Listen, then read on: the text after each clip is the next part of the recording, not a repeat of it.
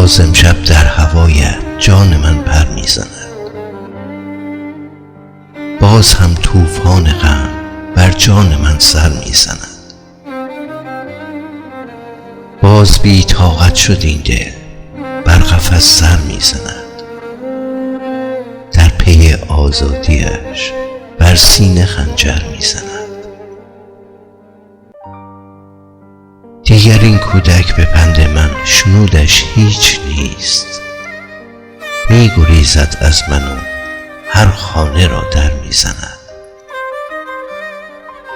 در غمت تا صبح فردا مردم 100 بار من. باز امید وصالت میدهد جانم به من سر میزند. باز هم طوفان غم افتاده بر دریای دل. دوریت شلاق غم بر روح و پیکر میزند.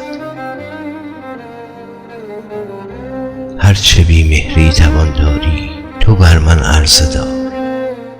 می شود عاشق‌تر و بر خانه‌ات او بیشتر در میزند.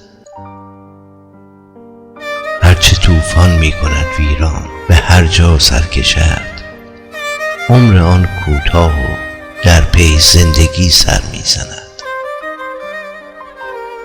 گرچه از طوفان بسی آوار می آید به باد، کهنگی ها را کند ویران و آبادی از آن سر میزند.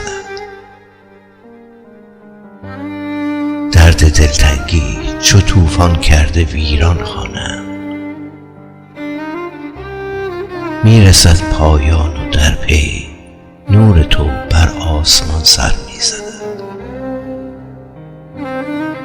نور تو بر آسمان